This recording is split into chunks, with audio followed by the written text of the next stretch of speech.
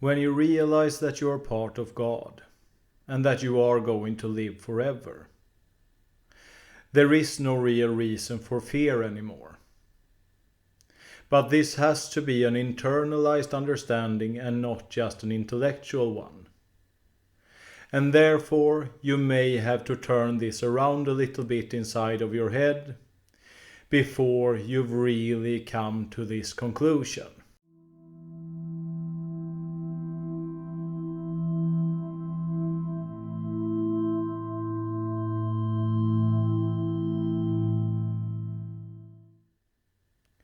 Hello from Sweden and welcome to Everyday Mystic, a gentle guide to your liberation.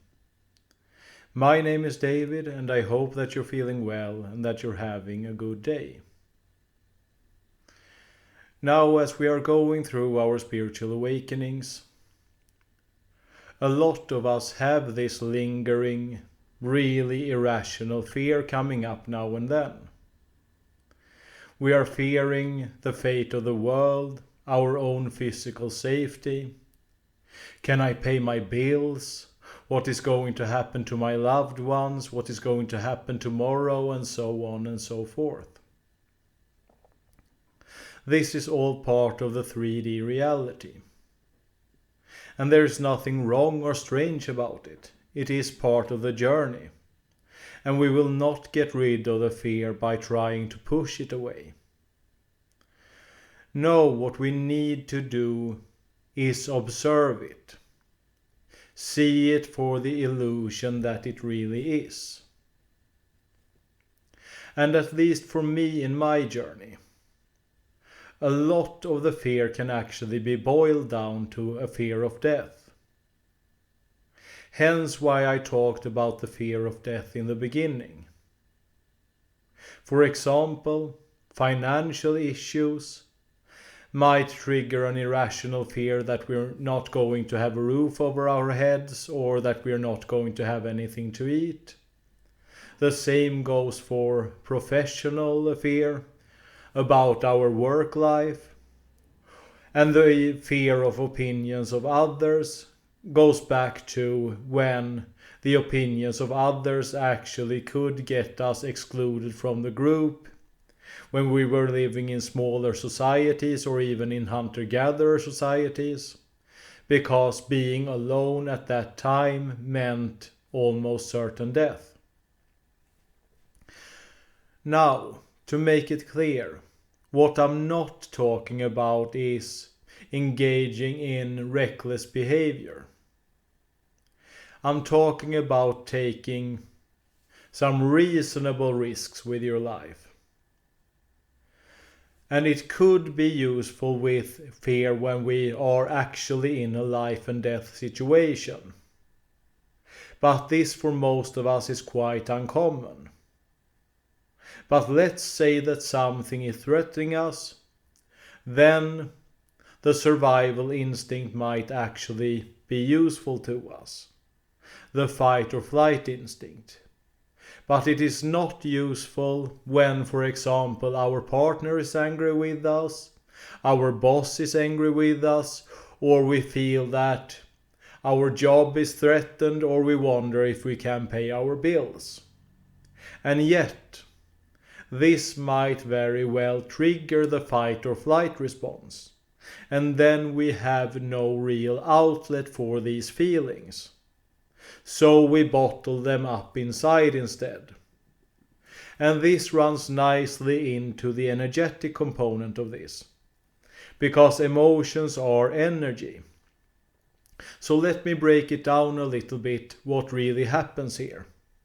Something in our external reality triggers one of these blocked emotions inside of our bodies, inside of our energy field. It's important to realize that really this is part of our energy field.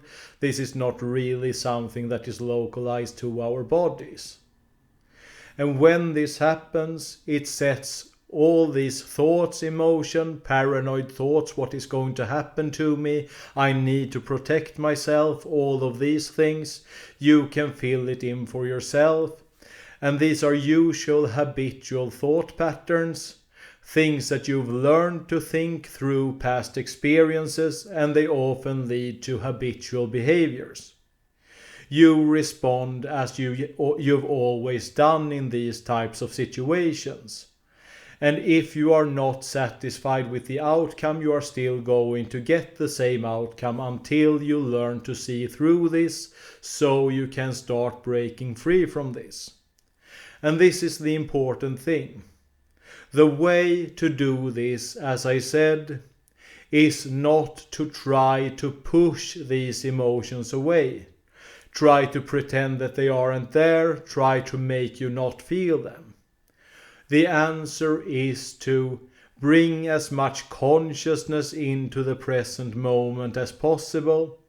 Observe what is going on, observe what is happening, so that you can really start breaking free from it without really exerting any effort. The key is consciousness and to really understand what is going on, so you don't get triggered into these habitual behaviors. So you can start challenging your habitual behavioral patterns. Because this is not something that you do with willpower, this is not something that you exert energy for. On the contrary, it is about learning to not react to your experiences. So, some things that are important to know about this is that most people are going through their lives in this survival mode. Again, fight or flight or freeze response, being triggered into habitual responses to what is happening. And the thing is also that your ego is trying to keep you in the known. It's trying to keep you safe. It's trying to keep you surviving. Because when you are going out of your comfort zone, when you go out into the unfamiliar, the ego doesn't feel safe anymore. It feels threatened. But this is something that you need to learn to do. Because this is part of you waking up. This is part of your spiritual awakening. And the thing, just to have a little perspective on this, these things that are making you feel safe today, because we are living in very special times where we can no longer afford to do things the usual way. When you are in this state, know that tomorrow these securities might be gone. So you need to have another approach, and luckily, practicing this new approach, knowing what actually going on, knowing what actually is happening, and bringing consciousness into the present moment and letting go of all of these fears, is something that is going to give you an advantage when it comes to living in these special times. And if you want a safe bet, don't bet on being safe with the same old job the rest of your life, having a pension and all that. I'm not saying quit your job tomorrow either, but you cannot rely on these structures anymore. But if you want a safe bet, cultivate friendships, network with other people, with other like-minded people. Because this is going to be crucial in the times that we have ahead of us. We are going to need harmonious cooperation if we want to get through this. But understand this also, what I'm saying, that on the one hand, there is a smoother way to get through this, but also don't worry. The worst thing that can happen is that you go into some truly horrible situation and die. And then this life is over and you move on to something else. Again, I'm not talking about reckless behavior. I'm not talking about taking unnecessary risks, especially not the way that many people do, where they just take a bunch of risks just to experience pleasure and just get into this hedonic behavior that is attached to a bunch of risks. Of course, you are free to do this, but it's not going to help you in any way. It's not going to make your situation better. It's not going to make your life better. But calculated risks. For example, investing in your dreams when you have thought them through properly, so you know that you have a fair chance of actually accomplish them. Do it. The worst thing that can happen is, as I say again, maybe financial ruin, maybe you won't get up again. But on the other hand, the economy might crash tomorrow and you lose your job and you are in financial ruin anyway. We live in very uncertain times when it comes to the physical 3D reality. But what you can be sure about is your connection with God on the inside. Is your connection with other people. These things are sure bets. Nothing else really is. So accept that disaster can actually happen. But know that it is not the end of you. Know that whatever happens, in the end you are actually safe in the arms of God.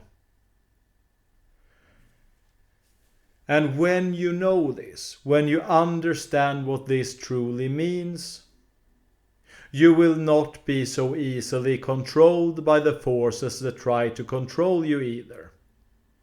You will not be prone to exchange freedom for safety.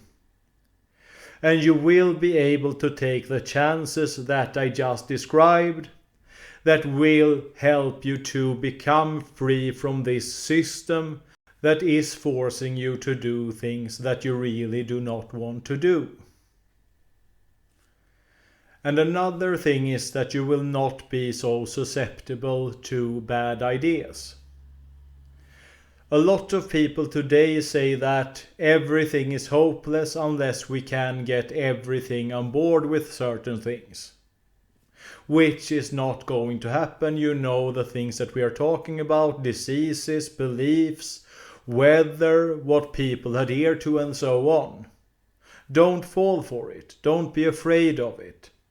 Look to what you can do for yourself and for the people around you, and if you can reach out to other people, do it. But don't count on that you have to force your will on other people in order to fix the world, because this is not the way to do it. Yes, the world is a total mess today, but there is a reason for it. And unconsciousness got us here. And if you believe that everything is not happening randomly, that there actually is a higher order to things, have a little bit of faith. Don't just fall for the idea that everything can go either way and we have to make things work in the 3D reality in order to fix things. And by the way, many of the ideas out there about where we are heading, the disasters that some people say are on the horizon, are not really what they seem, and many of them are lies. Total fabricated lies to keep you under control. I'm not going to say what they are, because that will probably not be good for my channel. But know that there is a higher order, there is a plan. Do I know exactly how this is going to happen? No, but I know that ultimately we are safe. And the best bet is to just do what you feel called to do, fearlessly, boldly, and count on that things are going to sort themselves out. We don't know exactly how things are going to play out, but I think that if you are a bit further ahead on your spiritual awakening, you are starting to see that some things are at least calling on you. So go in that direction. I cannot guarantee that everything will work out, but I can guarantee that at the core you are one with God, and therefore at the core you are safe no matter what happens. We are not here to play it safe. And by the way, is it really preferable to survive at any cost but not really living? I think this is an important question to ask ourselves. Is it preferable to survive at any cost but not really living? Or is it better to take some chances and live an authentic, meaningful life, but maybe somewhere down the line there is ruin? I cannot guarantee anything, besides the fact that at the absolute fundamental core you are one with God, and therefore no matter what happens you are safe, but don't be reckless unnecessarily just because of it. This is something that we need to learn if we want to take a little bit more responsibility for our lives. And by the way, instead of trying to force the world to go into a specific direction, the solution, the way I see it anyway, and I have good reasons for it, is to look within. There lies the real solution, in understanding our true nature, our oneness with God, and let the natural consequences flow from this. Because when we know that we are one with God, we don't really want to engage in a bunch of ungodly behaviors anymore. We want to aim for something high instead of something low. Not because we get punished otherwise, not because there are any ultimate consequences for us because of it, but because we know that this is what will lead in the right direction both for ourselves and for the rest of the world. So I will ask you this. Reflect more on this oneness. Don't let this just be empty words. You are one with God and you are going to live forever. And there are no strings attached to it. So what are you going to do with it? Are you just going to throw it all away on a bunch of empty hedonic pleasures? Or are you actually going to honor the gift that you have been given and do the absolute best that you can with it? Also, learn to observe yourself. Learn to observe your fearful reactions.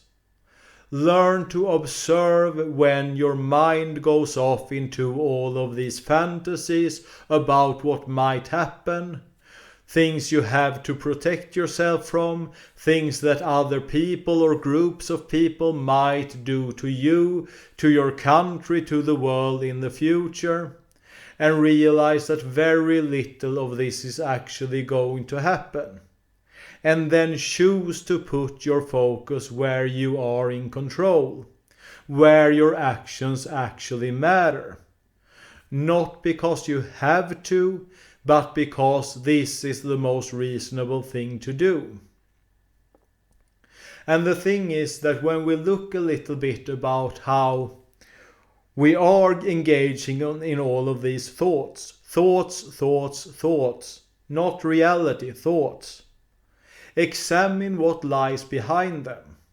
For me, for example, I wanted things to matter ultimately on some level, because it felt somewhat that life was not really serious unless there were some ultimate consequences for our actions, for our beliefs, etc.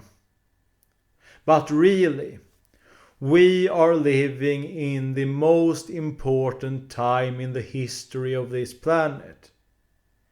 Even if things might not ultimately matter to us on a personal level, even if we ultimately are safe, there might be some real big hardships and struggles ahead of us.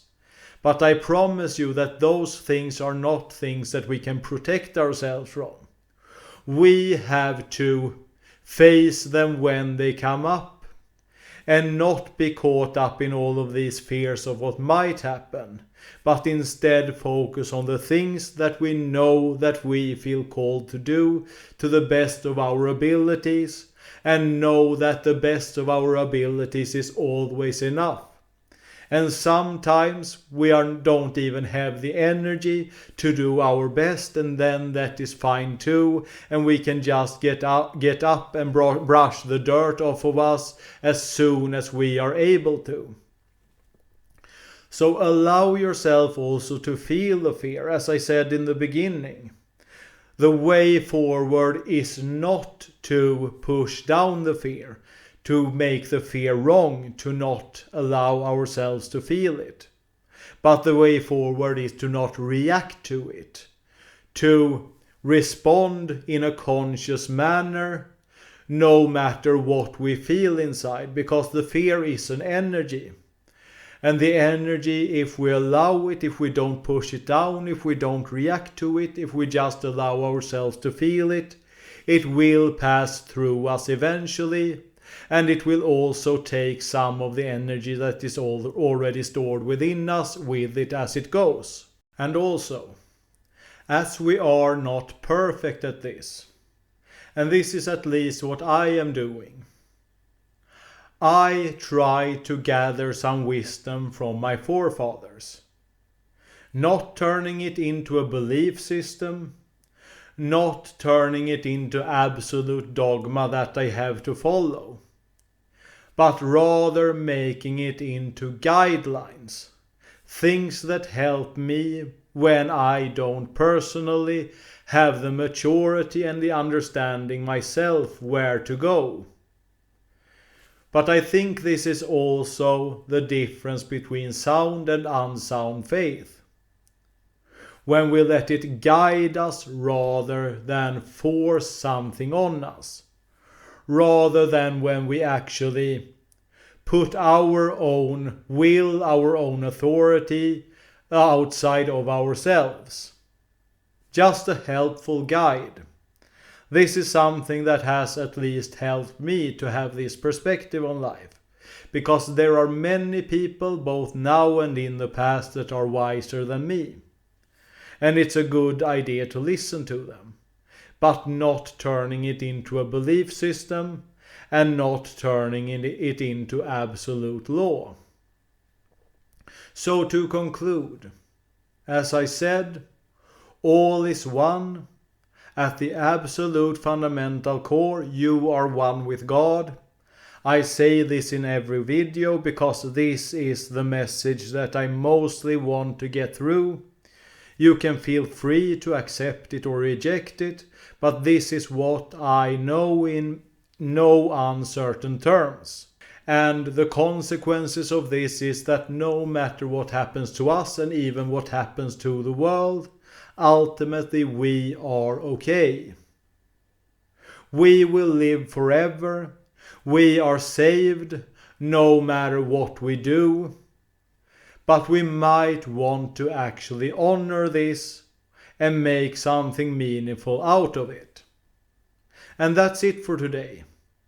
Before I go, I want to mention that me and my wife have a new channel. It's called Internet Mystic Database.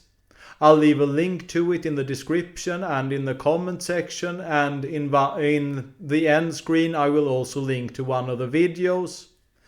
This is a much more straightforward, informative channel, and therefore there is not really this personal connection in it that we have on this channel. On the contrary, we want to just inform about useful spiritual concepts when it comes to going through a spiritual awakening. So check that out. And other than that, if you like the video, leave a like, leave a comment and share the video on social media and other places. All of it helps the channel to grow. And if you haven't done it already, subscribe to the channel and hit the notification bell so YouTube always notifies you of new videos. And other than that, just sincerely thank you for your time.